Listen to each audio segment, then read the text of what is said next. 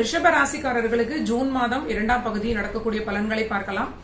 June மாதம் second ஹாஃப்னு சொல்லக்கூடிய இந்த மாதம் 15ஆம் தேதியே சூரியன் கிரகம் மிதுன ராசியில் மாற்றம் அடைகிறார். ரிஷபத்தில் இருந்து இவர்களுடைய ராசியாகிய இவர்களுடைய ஜென்மத்தில் இருந்த சூரியன் கிரகம் இவர்களுடைய 2ஆம் வீட்டில் மாறப்போகிறார். அண்ட் அடுத்ததாக பாத்தீங்கன்னா ஜூன் மாதம் 18ஆம் தேதி சுக்கிரன் கிரகம் இவர்களுடைய ராசிநாதனாகவே இருக்கக்கூடிய அவர் இவர்களுடைய ராசிக்கு 12 விரயஸ்தானத்தில் இருந்து கொண்டிருந்த நிலை மாறி இவர்களுடைய ராசியிலேயே சுக்கிரன் ஆட்சி பெறப்போகிறார்.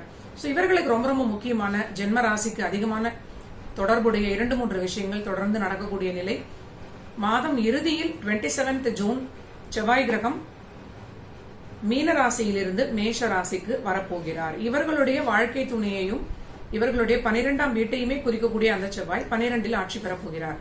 சோ இப்பொழுது மெதுவாக பலன்களை பார்க்கலாம். மெயினாக இந்த மாதம் தொடங்கக்கூடிய நாளில் செகண்ட் ஹாஃப்னு சொல்லக்கூடிய அதாவது தமிழ் மாதத்தில் ஆனி மாதம் ஸ்டார்ட் ஆகக்கூடிய இந்த 2ஆம் பகுதியில் சூரியனுடைய மாற்றம் ஒரு பெரிய ரிலீஃப் அப்படின்னே சொல்லலாம். ஏனென்றால் ரொம்ப அதிக உஷ்ணத்தை கொடுக்கக்கூடிய இந்த சூரியன் ஜென்மத்தில் இருக்கக்கூடியது ஒரு டிஸ்கம்ஃபர்ட் அப்படின்னே சொல்லக்கூடிய நிலையாக இருந்தது. ரிஷபராசிக்காரர்களுக்கும் இந்த சூரியன் ஆட்சி பெற்ற நிலையில் கடந்த சில நாட்களாக ஒரு மாதமாக இருந்து கொண்டிருந்த அந்த நிலையில் இவர்களுடைய ராசிக்குடைய அதிபதி 12இல் மறைந்திருந்தார். ஏதோ ஒரு விரயங்கள் அதிகமான ஒரு நிலையாகவே இவர்களுக்கு காசு விரயமாகி கொண்டிருந்த நிலை, தாயாருக்கான விரயம், இவர்களுடைய உடல் ஆரோக்கியத்திற்கான விரயம், வீடு வாகனங்கள் சில பேருக்கு புதிதாக வாங்கிக் கொள்ளக்கூடிய விரயம், பழுது பார்த்து கொள்ளக்கூடிய இந்த மாதிரியான செலவுகளை அதிகம் இவங்க ஃபேஸ் பண்ணக்கூடிய நிலையாக இருந்தது. இப்பொழுது ராசிக்கு ஒரு நல்ல நிலை அப்படின்னே சொல்லலாம். இந்த ராசியிலேயே சுக்கிரன் ஆட்சி பெறக்கூடிய நிலையும் இவர்களுக்கு அடுத்ததாக ஒரு நல்ல நிலையை காட்டக்கூடிய நிலை. 2ஆம் வீட்டில் இருக்கக்கூடிய சூரியன் வாக்குஸ்தானத்தில் இவர்கள் சற்று நிதானமாக இருக்க வேண்டும். வாக்குஸ்தானத்திற்குடைய புதன் கிரகம் இந்த வீட்டிலே இருக்கிறார். புதன் வாக்குஸ்தானாதிபதி இந்த வீட்டில் பின்னாடி வீட்டில் மறைந்து இருக்கிறார். 1ஆம் வீட்டிலே இருக்கிறார். புத்தி சாதுரியம்லாம் ரொம்ப எக்ஸ்ட்ரீமாக இருக்கும், ரொம்ப அற்புதமாக இருக்கும். பூர்வ புண்ணிய பலம் அதிகமாக இருக்கும். புத்திர பாக்கியம்லாம் இவர்களுக்கு ரொம்ப சிறப்பாக கிடைக்கக்கூடிய காலகட்டம் அப்படின்னு சொல்லலாம்.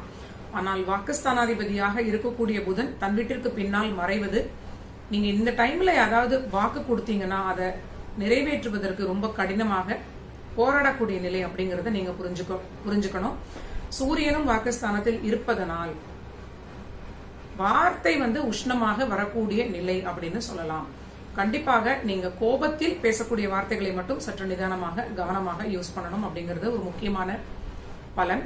அதன் பிறகு ராசிக்கு சுக்கிரன் ஆட்சி பெறக்கூடிய நிலை ஜூன் மாதம் 18ஆம் தேதி. அதன் பிறகு ரொம்ப ரொம்ப நல்ல அற்புதமான ராஜயோக பலன்கள், ஒரு கான்பிடன்ஸ், தைரியம், தன்னம்பிக்கை அதிகரிக்கக்கூடிய ஒரு நல்ல நிலை, விரயங்கள் சற்று குறையக்கூடிய நிலையம். இங்க இருக்கக்கூடிய புதனோடு இணைந்த சுக்கிரன், இங்க புதன் இருக்கிறார்னு நம்ம சொல்லியிருக்கோம். ரிஷப ராசியிலேயே சுக்கிரன் வந்த பிறகு அங்க புதன் கிரகமும் இணைந்து இருக்கக்கூடிய நிலை. 1ஆம் அதிபதியும் 5ஆம் வீடுக்குன்னு சொல்லக்கூடிய புதனும் இங்கு இணைந்திருப்பது ரொம்ப ரொம்ப ஒரு நல்ல காலகட்டம். இவர்களுக்கும் சனி கிரகத்தினால் ஏற்படக்கூடிய அற்புதமான நிலை. இவர்களுடைய 10ஆம் வீட்டில் கேந்திர பலத்துடன் இருக்கக்கூடிய சனி அங்கு வக்ரம் பெறுகிறார். தொழிலில் திடீரென்று மாற்றங்கள் ஏற்படக்கூடிய நிலை. சுய தொழில் பண்ணக்கூடிய ஜாதகர்கள், ரிஷபராசி நண்பர்கள் சற்று கவனமாக இருக்க வேண்டும். இது ரொம்ப ரொம்ப முக்கியமான பலன் அப்படின்னு சொல்லலாம். உத்தியோகம் பண்ணக்கூடிய இடத்தில் உங்களுடைய மேல் அதிகாரிகளுடன் சற்று விட்டு கொடுத்து செல்ல வேண்டும். ஏனென்றால் 10 என்று சொல்லக்கூடியது 6ஆம் பாவத்திற்கு சாதகமுடைய 5ஆம் பாவமாக வரக்கூடிய நிலை. உங்களுடைய உயர் அதிகாரிகள் உங்களுடைய ரிப்போர்ட்டிங் பாஸ் பாத்தீங்கன்னா திடீர்னு மூட் ஸ்விங்ஸ் அப்படின்னு சொல்லக்கூடிய நிலையாக இருக்கலாம்.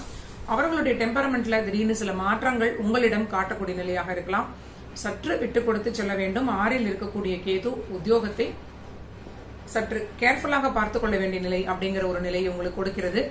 ஸ்லைட்டா புரிஞ்சு கொண்டு நீங்க நடந்து கொண்டாலே உங்களுக்கு எல்லாமே சாதகமான நிலையாக இருக்கிறது. பூர்வ புண்ணியம் பலமாக இருப்பதனால் பெரிய தொல்லை எதுவும் வராது அப்படின்னே சொல்லலாம். ஆனால் சிலருக்கு கர்மா அதிகமாக இருக்கக்கூடிய காலகட்டமாகவும் இல்லைன்னா சோதனையான ஒரு தசாபுத்தி இருக்கும் பொழுதும் இந்த காலகட்டத்தில் ஏதாவது ஒரு சின்ன ஈகோவினால், வாக்குவாதம் என்று சொல்லக்கூடிய 2ஆம் பாவத்தினுடைய சூரியனினால் பேச்சை அனாவசியமாக பேசிவிட்டு உத்தியோகத்தில் வேலையை விடக்கூடிய நிலையும் இது கொடுக்கலாம். ஏனென்றால் 5ஆம் பாவம் அப்படிங்கிறது 6ஆம் பாவத்திற்கு சற்று தொல்லையை கொடுக்கக்கூடியது அப்படின்னு நம்ம சொல்லிக் கொண்டே வருகிறோம். சோ தயவு செய்து நீங்க வேலையை விட வேண்டாம். இது ரொம்ப ரொம்ப முக்கியமான விஷயம். சனி வக்கரம் அடையக்கூடிய இந்த காலகட்டத்தில் நம்ம எதையுமே நம்ம பிளான் பண்ணியது போல் விஷயங்கள் இது நடக்காது. ஏடாகுடமான பலன்களாக மாறி நடக்கும். 6இல் இருக்கக்கூடிய கேதுவும் உங்களுக்கு எந்த ஜாபுக்கு போனாலும் ஏதோ ஒரு தொல்லை இருந்து கொண்டே இருக்கும், ஒரு ஜாப் சாட்டிஸ்பாக்சன் இல்லாத நிலை அப்படின்னு சொல்லலாம். ஸோ எக்ஸிஸ்டிங்கா இருக்கக்கூடிய வேலையை நீங்க தக்க வைத்துக் கொள்வது மட்டுமே உங்களுக்கு சிறப்பான விஷயம். மேலும் இந்த மாச கடைசியில் பாத்தீங்கன்னா உங்களுடைய வாழ்க்கை துணையுடைய ஆரோக்கியத்தில் சற்று கவனம் தேவை. அவர்களுடைய பாவத்திற்குடைய செவ்வாயாக இருக்கக்கூடியவர், அவரே பாத்தீங்கன்னா இவர்களுடைய விரையாதிபதியாக இருப்பதனால் அவர்களுக்கான சில விரயங்கள் ஏற்படக்கூடிய நிலை. எனினும் அவங்களுக்கு ஒரு 3 நாட்கள் மட்டுமே இந்த மாதம் கண்டினியூ ஆகக்கூடிய நிலையாக 27ஆம் தேதியிலிருந்து 30ஆம் தேதி வரை உங்களுக்கு இந்த செவ்வாயுடைய மாற்றம் சில விரயங்களை காட்டக்கூடிய நிலையாக இருக்கிறது. இது அடுத்த மாதம் ஜூலை மாத பலன்களில் நம்ம எந்த மாதிரியான தொடர்ச்சியாக வருகிறது அப்படிங்கறத கண்டிப்பாக அடுத்த வீடியோவில் சொல்லலாம். சோ முக்கியமான பலன்களாக ரிஷப ராசிக்காரர்களுக்கு விரயங்கள் சற்று மட்டுப்படக்கூடிய நிலை, தைரியம் தன்னம்பிக்கை ஏற்படக்கூடிய நிலை, ரொம்ப அற்புதமான மன நிம்மதி, மன மகிழ்ச்சி, பூர்வ புண்ணியத்திலிருந்து தெய்வ அனுகூலத்தினால் குழந்தை பாக்கியம், மனதில் மகிழ்ச்சி, சந்தோஷம் எல்லாம் ஏற்படக்கூடிய நிலை இந்த சுக்கிரனுடன் இணைந்த புதனும் இவர்களுக்கு காட்டுகிறது. இருந்தாலும் இவர்களுடைய வாக்குஸ்தானத்தில் சற்று கவனம் தேவை. உத்தியோகம் பண்ணக்கூடிய இடத்தில் உயர் அதிகாரிகளிடம் விட்டு கொடுத்து செல்ல வேண்டும், வேலையை விட்டுவிட வேண்டாம். இப்படிங்கிறது மட்டுமே ஒரு கவனமான பலனாக ஜூன் மாதம் 2ஆம் பகுதிக்குடைய பலன்களாக வருகிறது. இதுதான் ரிஷப ராசிக்காரர்களுக்கு ஜூன் செகண்ட் ஹாஃப்னு சொல்லக்கூடிய இந்த ஒரு பகுதிக்குடைய பலன்கள்.